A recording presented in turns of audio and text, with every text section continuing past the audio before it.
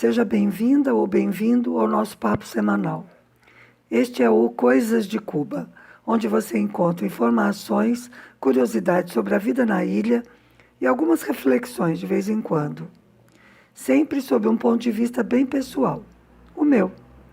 O responsável pela edição e pelas capas inspiradas é o Fernando Carvalho e eu sou Márcia Chueri. Peço desculpa que hoje eu estou mais rouca, deve ser pelo cansaço da semana. Outro dia, uma pessoa perguntou pela página do Facebook se é verdade que em Cuba não há igrejas, se aqui é proibido professar uma religião. Bom, bem se vê que a pessoa nunca esteve na ilha, nada mais longe da realidade cubana. Em Cuba há templos de tudo que é religião. As igrejas nunca foram proibidas. O que realmente aconteceu é que durante um tempo, no início da Revolução, as relações entre o governo e a igreja, especialmente a católica, foram muito tensas.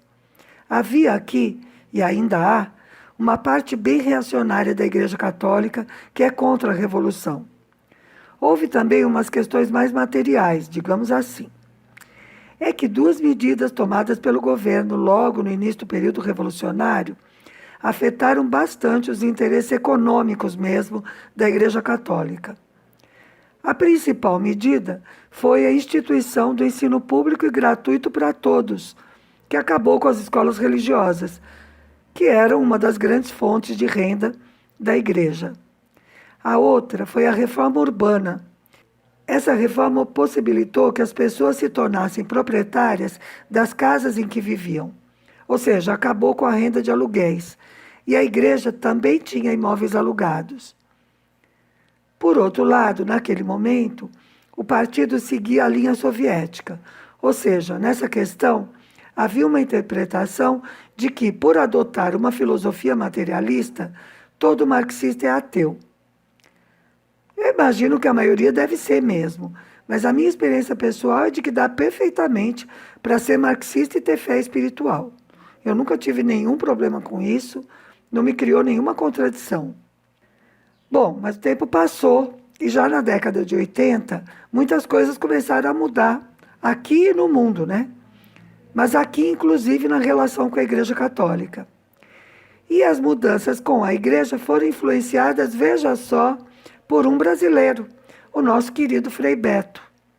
Em julho de 1980, o Beto e Fidel se conheceram na Nicarágua. No mesmo dia, numa longa conversa madrugada adentro, como o comandante sempre gostava, né? O Beto fez duas perguntas que fizeram Fidel pensar sobre esse assunto. Essa história está contada na biografia do Frei Beto e ele também conta sempre que perguntam. A primeira pergunta que ele fez foi: comandante, por que o Estado e o Partido Comunista de Cuba são confessionais? Olha a pegadinha. Muito esperto, Frei. Pegou o comandante no contrapé. E o Fidel caiu. Confessionais como? E o Beto, sim, comandante. Tanto a afirmação como a negação da existência de Deus são manifestações confessionais, contrárias ao caráter laico das instituições políticas, que chegaram com a modernidade, que chegou, né, o caráter laico com a modernidade. Só podia ser dominicano, né? Não é à toa que eles são chamados de predicadores. Bom, mas também deve ter sido por isso que depois o Beto e o comandante sempre se deram muito bem e tiveram uma amizade longa. A segunda pergunta foi sobre a relação da Revolução com a Igreja propriamente. Com o caminho já aberto, né, com a primeira pergunta, ele fez as seguintes reflexões. Primeiro, se a Revolução persegue a Igreja, isso agrada o imperialismo, que pode usar politicamente contra Cuba, dizendo que o socialismo é incompatível com a religião. Segundo, se a Revolução fica indiferente à Igreja, isso também agrada os Estados Unidos, porque transforma a instituição num reduto de contra-revolucionários. Mas existe uma terceira possibilidade, que a Revolução, como ente político, dialogue com a Igreja e procure inseri-la no processo de construção do socialismo. Ou seja, teologia da libertação na veia. Bom, essa história evoluiu Em 1992, as pessoas que professam fé religiosa passaram a ser admitidas no partido. Não foi fácil, houve um processo de reaproximação, que aliás também o Beto ajudou muito, e também não tem como saber se teria sido igual caso a União Soviética não tivesse acabado em 90, né? 90, 91. Mas a verdade é que chegou aonde precisava. Até hoje, as relações estão funcionando, claro, com idas e vindas, são relações, né? Entre duas instituições. Mas sim funciona. Quando eu cheguei aqui em 2000, tinha cicatrizes ainda desse processo. Eu conheci pessoas adultas que tinham sido impedidas de entrar ao partido por serem religiosas. E isso tinha sido prejudicial, por exemplo, nas carreiras profissionais deles. Atualmente eu não vejo ninguém muito preocupado com esse assunto. Em 30 anos perdeu muito a importância e só os mais velhinhos mesmo é que se lembram. Bom, isso foi com a Igreja Católica, mas aqui tem tudo quanto é tipo de igreja cristã. Tem as ortodoxas, as protestantes tradicionais, tem também as pentecostais. Imagine, né? Se estando tão perto dos Estados Unidos, não ia ter igreja protestante. Claro que elas já estavam aqui desde antes da Revolução. A novidade agora é que, por minha percepção empírica, estão chegando as neopentecostais. E essas, com certeza, serão contra-revolucionárias, porque claro que não dá para compatibilizar teologia da prosperidade com socialismo. E eu digo que não dá porque teologia da prosperidade é justamente a ideologia do capitalismo. Elas são a cara do neoliberalismo. Conseguir a riqueza individual, nesse caso não pelo trabalho, mas pela intervenção divina, né? E com pagamento adiantado, pelo dízimo e pelas doações, é como uma meritocracia espiritual. É totalmente contrário ao espírito solidário e coletivo do socialismo. Considerando o que está acontecendo em outros lugares, inclusive aí, eu acho isso um perigo. Mas também tenho certeza que tem gente muito mais esperta do que eu cuidando desse assunto. Bom, mas não tem só cristãos também. Tem muçulmanos, tem judeus e tem muitos seguidores das religiões de matriz africana, que são várias, como aí. A que tem mais seguidores é a santeria, que é bem parecida com o nosso candomblé. Aqui, quando a pessoa está fazendo santo, ela se veste totalmente de branco. Totalmente mesmo. Sapato, meia, a roupa toda, a bolsa, até o guarda-chuva. E quando tem que cobrir a cabeça, também é branco. Por exemplo, essa semana, quando eu fui no Centro Fidel Castro, eu prestei atenção na pessoa que ia na minha frente. Era um grupo. E nesse grupo de jovens, tinha uma moça toda de branco, tinha até uma meinha soquete de renda e sandalinha, tudo branco. Evidente que estava fazendo santo. A gente vê muito pela rua. Ou trabalhando e até crianças. Ninguém estranha nem rejeita, é considerado normal. Aliás, eu acho que proporcionalmente aqui tem mais seguidores dessas religiões que no Brasil. Mas é uma percepção minha, que sou de São Paulo, né? Não sei como seria se eu vivesse na Bahia ou no Rio de Janeiro. E também eu acho que está mais enraizado na cultura. Por exemplo, você tem um problema com alguém e outra pessoa te diz, põe no gelo. Não tem o mesmo sentido que eu conhecia, de dar um gelo na pessoa, não é isso. É para escrever o nome num papel e pôr no freezer mesmo, ou no congelador, para congelar. Ou, sei lá, se precisa resolver a situação. Tipo, é um professor pegando no pé de um aluno. Coloca o nome do professor no mel para adoçar. Fazem isso também com os nomes da banca, viu? Numa defesa de tese.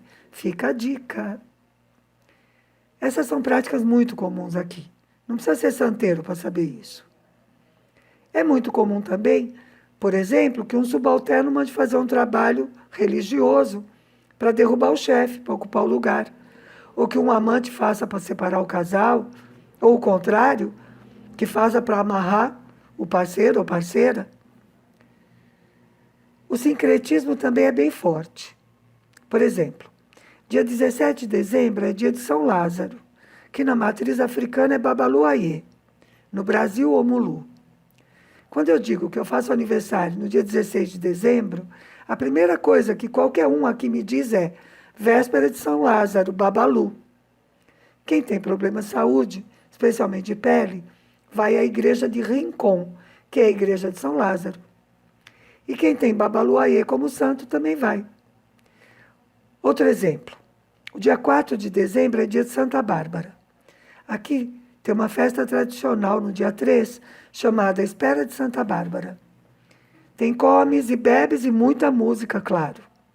E à meia-noite, cada participante da festa acende sua vela vermelha para fazer seus pedidos a Santa Bárbara, que na verdade é Xangô. Eu conheci meu marido numa espera de Santa Bárbara. Depois ele passou o tempo dizendo que o pedido dele para Santa Bárbara tinha sido ficar comigo e que tinha dado certo, né? No Brasil, o sincretismo de Santa Bárbara é com Iansã. Então, quando nós fomos para aí, mantivemos a tradição, mas com acarajé. Tudo de bom. Outro aspecto bem visível da influência das religiões de matriz africana se vê na música. A rumba, por exemplo, às vezes parece um ritual religioso, dançando. Segundo a história, a rumba surgiu em Cuba com a população, né, afrodescendente, população que veio da África, durante a época colonial, justamente nos engenhos de açúcar.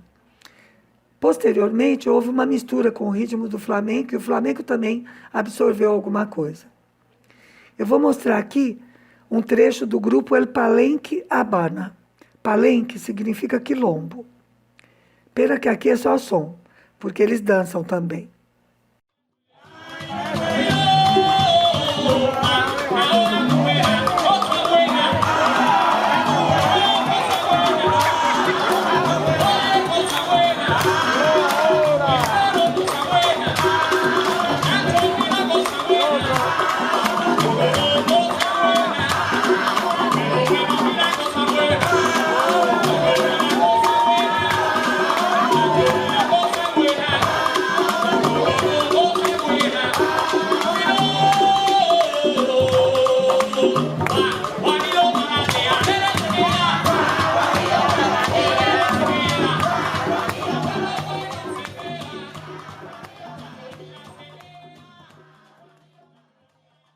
E tem os rituais mesmo, com música. O toque de tambor não é novidade para brasileiro. Parece candomblé, umbanda, mas um violim é outra história. Eu tive uma amiga, eu tenho, né? Mas agora ela está velhinha, já não me leva mais para lugar nenhum. No ano 2002, por aí, ela gostava de me levar para todo lado que tivesse que ver com a santeria. Queria me apresentar tudo. A primeira vez que ela me levou a um violin, eu adorei. É um ritual que tem o tambor, né? Mas tem também instrumentos de corda. É muito lindo. E sobre esse assunto tem uma fofoca também. Dizem que o comandante fez o santo em uma de suas viagens à África. Mas isso não aparece oficialmente em lugar nenhum, tá? É meio uma lenda sobre o mito. E agora eu vou contar um caso profissional sobre isso. Sobre a religião, tá? Não sobre o santo. Segundo o que eu aprendi aqui, os 3 países que têm mais tradição na santeria, ou candomblé, né? Aí, são a Nigéria, Cuba e o Brasil. E uma vez eu trabalhei como tradutora em um evento que tinha um nome simpático, assim, tipo Encontro de Língua e Cultura Iorubá, ou alguma coisa assim, Encontro Internacional. Era um eufemismo, tá? Um dos objetivos era justamente eleger a nova diretoria de uma associação internacional da religião. Acontece que a representação era por continentes. Na África não teve discussão, foi fácil. Da América do Sul, evidentemente, a maioria foi dada ao Brasil e outros países também receberam alguma representação. A América Central e Caribe, tranquilo, a maioria ficou com Cuba.